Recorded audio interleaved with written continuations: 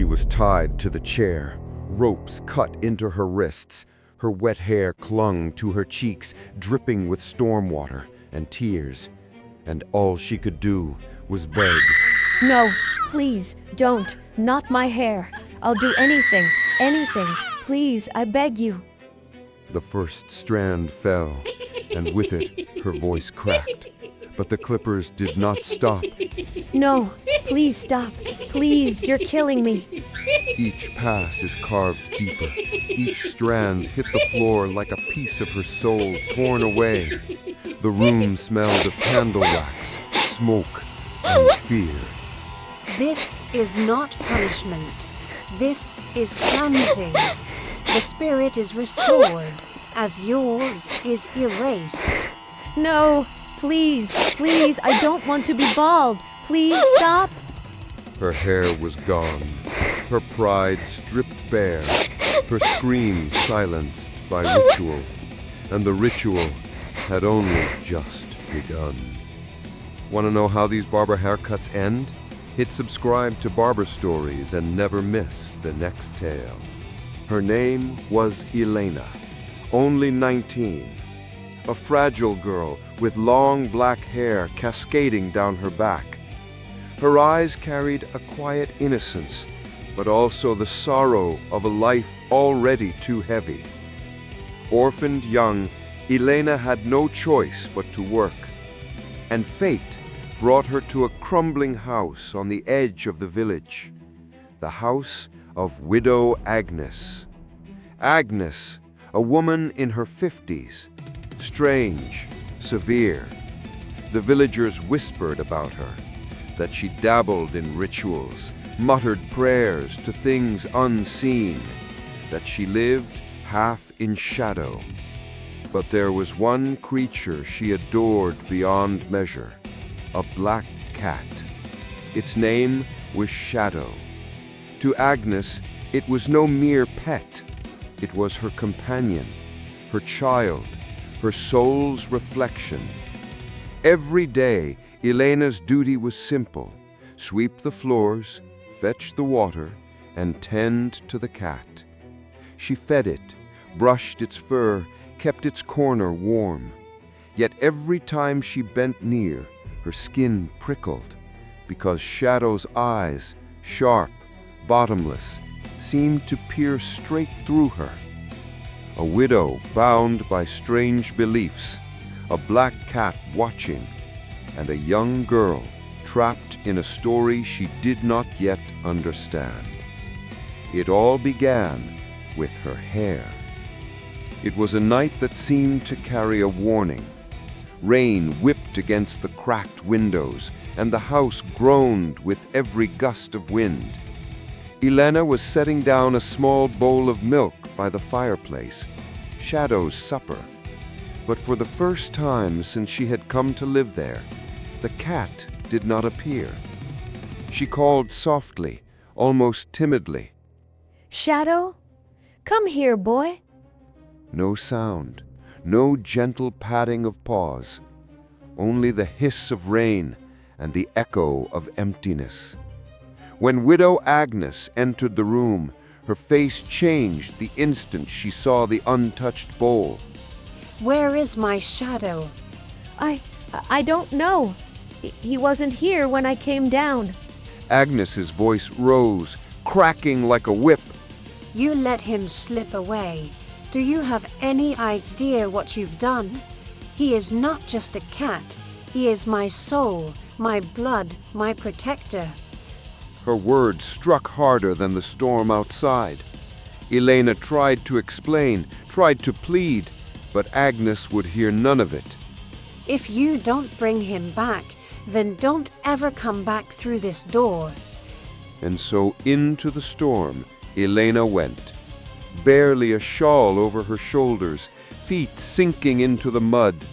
The rain stung her skin, cold needles pricking her cheeks.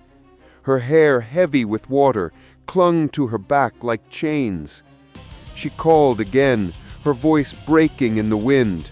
Shadow, Shadow, where are you? Please, please come back.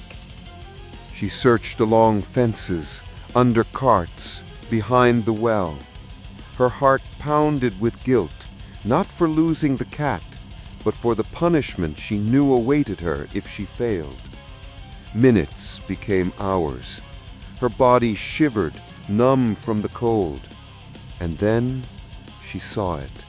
On the side of the road, a small black shape lay still. Shadow. His fur drenched and matted. His eyes open wide but empty. A fragile body twisted unnaturally. Elena fell to her knees, hands trembling as she lifted him. The weight was nothing, and yet it crushed her completely. No, no, please, wake up. I'm so sorry. But the night gave her no answer, only silence and the taste of salt, rain and tears mingled together. Carrying the lifeless cat in her arms, she stumbled back to the house. Her heart hammered with fear, not just of the widow's anger, but of the strange growing sense that something far darker was about to begin. Agnes was waiting. Candles burned low, casting her face in flickering shadows. When she saw what Elena carried, she did not scream. She did not weep. She only smiled. A smile that chilled Elena more than the storm itself. Elena stood there, drenched, trembling, the dead cat in her arms. Rainwater dripped from her hair onto the wooden floor, forming small dark puddles. Agnes approached slowly. Her footsteps echoed against the walls, heavy, deliberate. And then that smile, wide, crooked, wrong. Put him down, right there. The ritual must be done before his spirit drifts away. Elena obeyed, laying Shadow's body gently on a faded cloth. Her lips quivered. I'm so sorry. I didn't mean... Agnes's calm struck her cheek. The sound cracked like thunder. Silence. You let his soul be tainted by the filth of this world, and now it is you who must be cleansed. From the shadows, Agnes lifted an old pair of shears and a set of clippers that hummed like an angry wasp. Her eyes glowed in candlelight. She pointed to the chair. Sit. Now. Elena shook her head violently, tears spilling. No, please, I'll do anything else, just not that. Please don't touch my hair. It's all I have. It's all I have. But Agnes was stronger than she looked. With a sudden force, she shoved Elena into the chair, bound her wrists with rough rope. The wood pressed into her back. The air smelled of wax and smoke. Help! Somebody help me! Please, please don't do this. Her cries were swallowed by the thick walls of the house. No one in the village dared come near. Agnes placed a cold, bony hand on Elena's head, and the first lock of hair fell. No! Stop! Please stop! Please, I beg you! The sound was merciless. Brrrr. Then silence. A heavy lock of black hair slid down Elena's shoulder, landing on her lap like a piece of her soul. My hair! Oh God, please, don't take it from me. I didn't kill him. I didn't. Please. Agnes worked methodically, each pass shaving deeper. Elena thrashed, but the ropes cut into her wrists. Tears streamed down her face, mingling with the strands that clung to her wet skin. Stop! I'll die. I'll die if you take it all. Please, I'll never forgive myself. Just let me go. You are being purified, child. Your shame, your failure, all carved away. With each strand, the spirit of shadow is restored. And then, it was done. The last tuft fell. Elena's head was bare, raw, shining under candlelight. She sobbed uncontrollably, shoulders shaking. Her cries filled the room like a hymn of despair. Why? Why did you do this to me? Agnes said nothing. She placed a bowl of icy water over Elena's scalp, letting it cascade down as though baptizing her.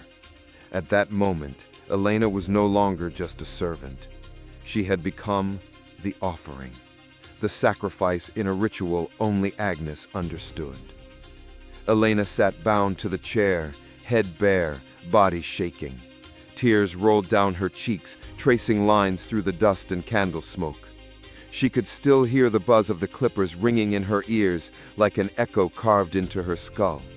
Agnes stood across from her, hands folded, face serene, almost holy.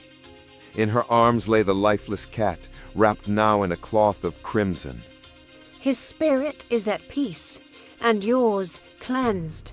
You should thank me, child. I freed you from vanity, from guilt. Her words slithered through the silence, twisting into Elena's heart like knives, but Elena had no strength left to argue. Her sobs had hollowed into silence, only the faint hiss of her breathing remained. At last, Agnes untied her wrists, not out of kindness, but because the ritual was complete. Elena slumped forward, her reflection caught in a darkened window. She hardly recognized the figure staring back. No long hair, no girl she once knew, only a stranger stripped bare. That night, while Agnes muttered prayers over Shadow's body, Elena lay awake on the cold floor, clutching the edges of a thin blanket. Her scalp burned, her skin ached, but it was her soul that felt truly flayed. She realized then, if she stayed, she would not survive. When the house fell silent, Elena slipped out, bare feet on wet earth. Moonlight touched her shorn head, making it gleam like pale bone. Each step through the mud was agony, but she didn't stop. Keep moving. Just keep moving.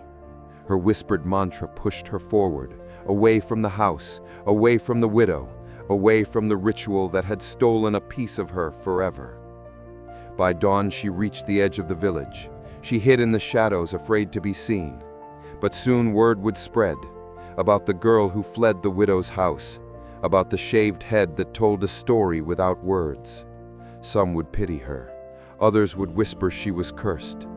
But Elena knew the truth. She was not cursed. She was not cleansed. She was scared. Years later, Elena would still run her fingers over her scalp in memory, feeling again the buzzing clippers, the cold water, the shame. Her hair would grow back, but every strand carried the weight of that night.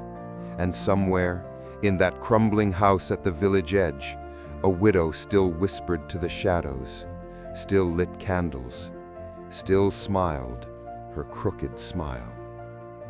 There are rituals meant to heal, and there are rituals meant to control. For Elena, the price of obedience was her hair. The cost of survival was everything else.